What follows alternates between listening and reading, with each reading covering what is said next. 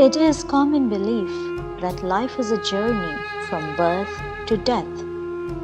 The ancient Egyptians, however, believed that death was not the end of life and that they would live again.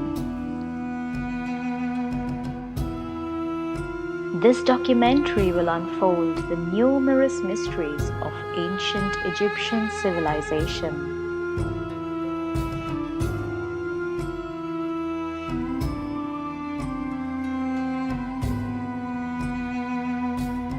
My interest towards ancient Egyptian began at a very early age, thanks to my family's regular subscriptions to historical books.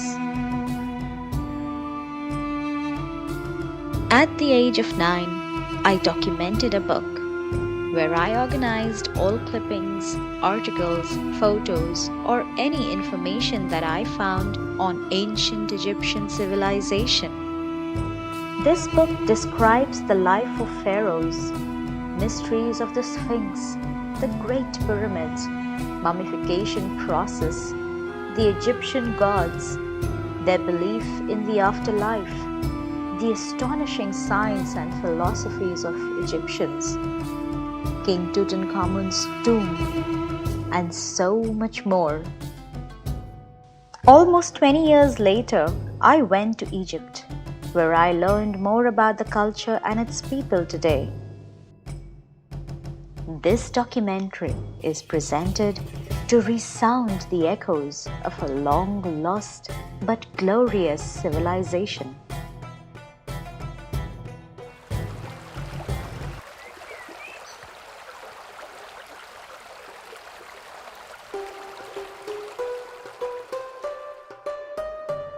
A unified Egypt flourished around 3100 BC along the banks of River Nile under King Menes.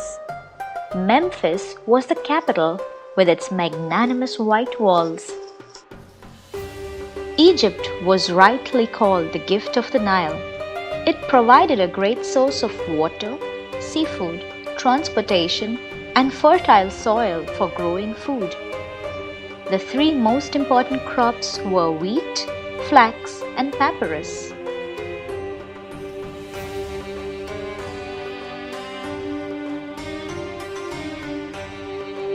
The papyrus plant grows in marshy areas of the Nile. This plant was used to make paper, baskets, sandals, mats, ropes, blankets, tables, chairs, mattresses, medicines, perfumes, food, and clothing. The papyrus was light, strong, and durable.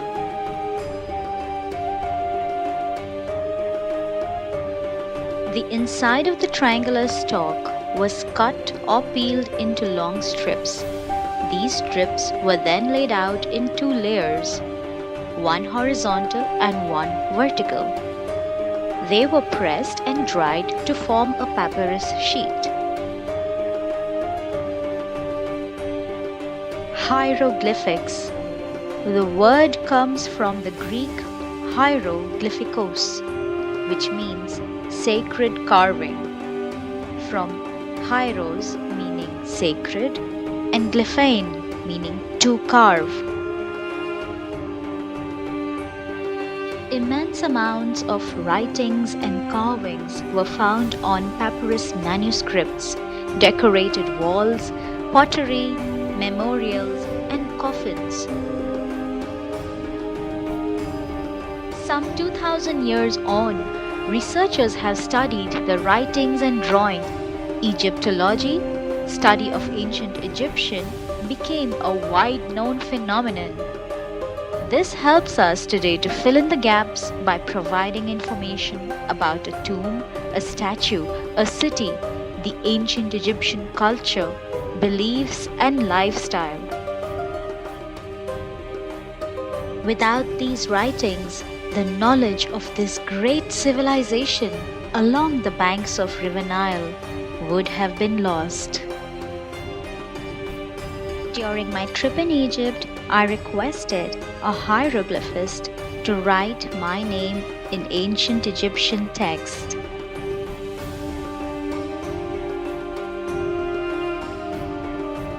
Egyptian color palette had 6 colors: red, green, blue, yellow, black, and white.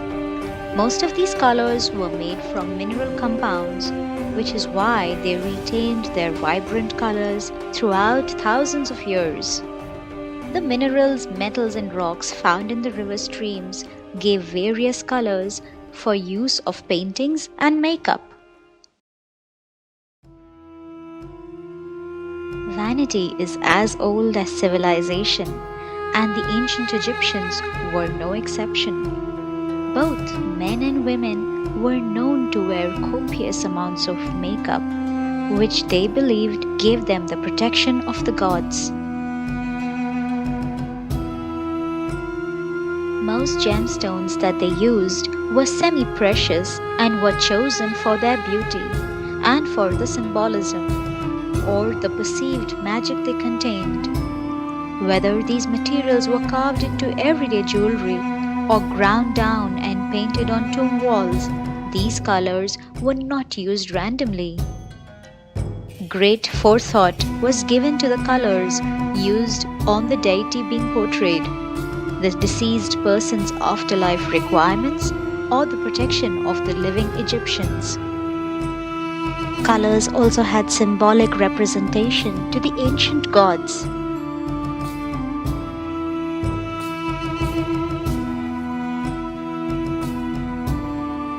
The gods. The gods and goddesses of ancient Egypt were an integral part of the people's everyday lives. It is not surprising then that there were over 2,000 deities in the Egyptian pantheon. Out of the 2,000 deities, 5 were considered the most important. Let's meet the 5 most important gods. Amun-Ra. The Egyptian god Amun-Ra was considered the king of the gods and goddesses. He was thought to be the father of the pharaohs. Amun was not only worshipped in Egypt but also outside of Egypt. Ra. The god of the sun. Ra was the first pharaoh of the world back in the days when gods inhabited Egypt. Each day, Ra's golden sun ship would sail across the sky, and each night it would travel through the underground world of the Duat, sailing the rivers of darkness and fighting off monsters. After many centuries, Ra became old and senile and retreated into the heavens, giving up his throne to Osiris, his son. Osiris. The king of the living. Osiris taught man about farming and created the first cities in Egypt. Unfortunately, Osiris's jealous brother Set tricked him into laying down in a golden coffin, then sealed the coffin and cut it into pieces. Set scattered the pieces all over Egypt, and Osiris's wife, Isis, spent years searching for them. Eventually, Isis put her husband back together, binding him in cloth to make the first mummy. But Osiris only partially came back to life. After that, he was the god of the underworld, sitting in judgment over the souls of the dead. He appears as a king with blue skin and white robes. Anubis. The divine embalmer. He was known for mummifying the dead and guiding their souls towards the afterlife. Before Osiris took over, Anubis patrolled the underworld. His skin was black, symbolizing the dark Nile deposits. Horus. The god of vengeance. The child of Osiris and Isis avenged his father's death and ruled Egypt. This falcon-headed god was worshipped as the god of sky, war, protection, and light. The Eye of Horus was popularly known as the Eye of the Ra. It symbolized that everything was being watched from above. Amongst the other important gods were Thoth, god of knowledge and wisdom; Hathor, goddess of motherhood; Sekhmet, goddess of war and healing; Geb, god of earth; Hapi, the Nile god, who gifted the people Egypt. The gods of ancient Egypt is what made this civilization stronger, and the foundation of the kingdom was sustained on these belief systems. The word pharaoh means great house, a reference to the palace where the pharaoh resides. While early Egyptian rulers were called kings over time, the name pharaoh stuck. As the religious leader of the Egyptians, the pharaoh was considered the divine intermediary between the gods and Egyptians. A pharaoh was the most important and powerful person in the kingdom. He was the head of the government and high priest of every temple. The people of Egypt considered the pharaoh to be half man, half god.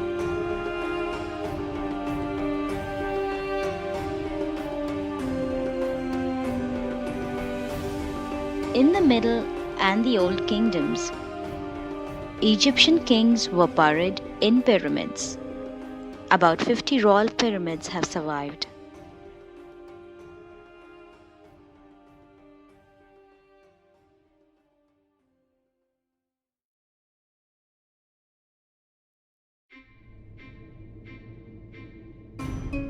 The pyramids have stood for thousands of years, filled with many hidden secrets, clues about what life and death was like in ancient Egypt. The original pyramids served as a testament to the mathematical skills of the Egyptians, a skill that stimulated Greek mathematicians, including Pythagoras, to a perfect work.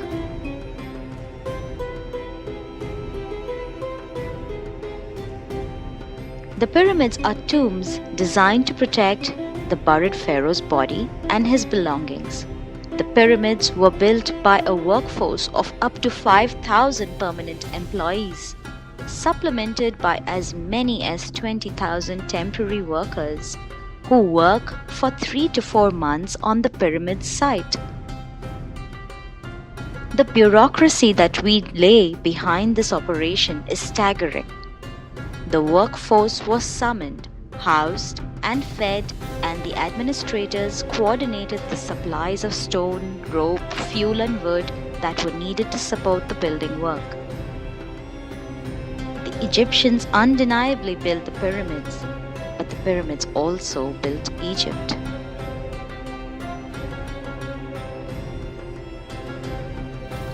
The dry desert heat worked to keep the pharaoh's body and his belongings from decomposing and rotting away.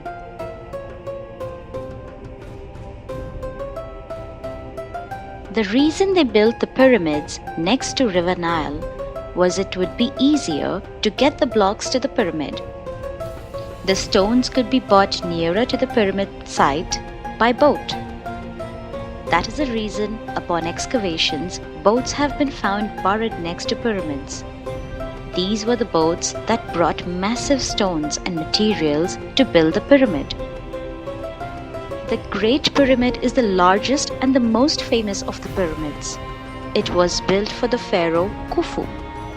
It is over 140 meters high and took 20 years to build. The Sphinx stands in front of all the pyramids in Giza. It has the body of a lion and the head of a pharaoh. The Sphinx was a spiritual guardian and most often depicted as a male with a pharaoh headdress. Figures of this creature were often included in tombs and temple complexes. Ancient Egyptians were buried with their belongings, and the tomb walls were painted with scenes from the dead person's life. By examining the objects or artifacts and paintings in the tomb, we have been able to understand a lot more about life in ancient Egypt.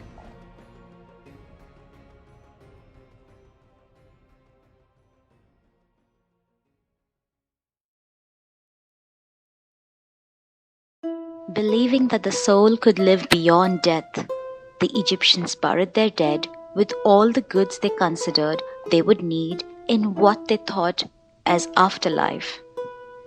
The Egyptians believed that they would die and make a journey to another world where they would lead a new life.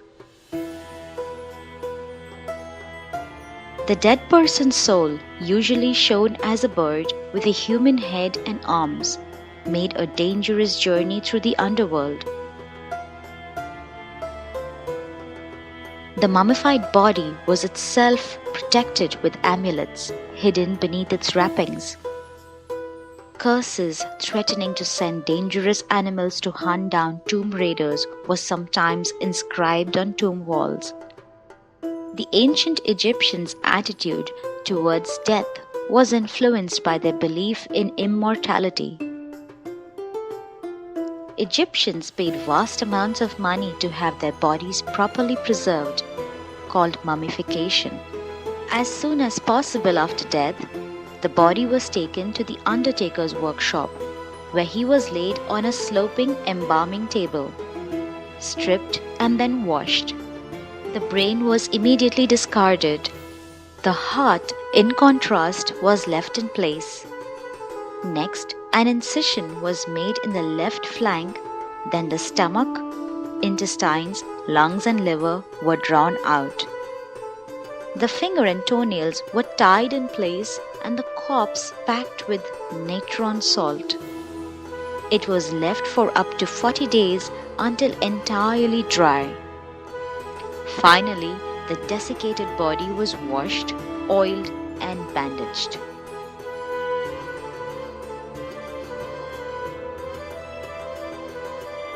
One of the most prominent mummies and its sarcophagus was found in 1922 by an archaeologist, Howard Crater, in the famous discovery of the tomb of Tutankhamun. Tutankhamun is the most famous pharaoh of ancient Egypt. His reign began at the age of 9 and he ruled for 9 years. The unearthing of his tomb is a landmark discovery in history of archaeology. This tomb was untouched by raiders, looters, or invaders. The information retrieved from these artifacts, inscriptions, and paintings inside the tomb was of epic proportions, which has led to further understanding of the life and culture of ancient Egypt and its people. Our fascination with ancient Egypt is to a large extent a product of the vast amount of material information available. We know so much about the daily lives of ancient Egyptians. We can read their words, meet their families, feel their clothes, taste their food and drink, and even enter their tombs and touch their bodies. That is what seems that we almost know them. Their unique culture was quickly buried beneath successive layers of Greek, Roman, and Arabic tradition, and a complete knowledge of Egypt's glorious past was lost. There are so many other interesting details about ancient Egypt, like how was King Tut's tomb found? What are the theories of his death? Why was his tomb made in such haste? Why King Akhenaten's name sounds different from the other pharaohs? Did the pharaohs look like the statue representations? The religious conspiracy of Amen-Ra, the importance of Pharaoh Hatshepsut, the truths of their temples and gods, and many other mystical stories of ancient Egypt. All this cannot be covered in one single documentary. In the next documentary, on my trip to Egypt in 2017, we will be seeing the Egypt that it is today, and what has been restored from the decaying stone monuments, their hieroglyphic texts that are now unreadable, which survived as silent witnesses to a vanished but glorious civilization.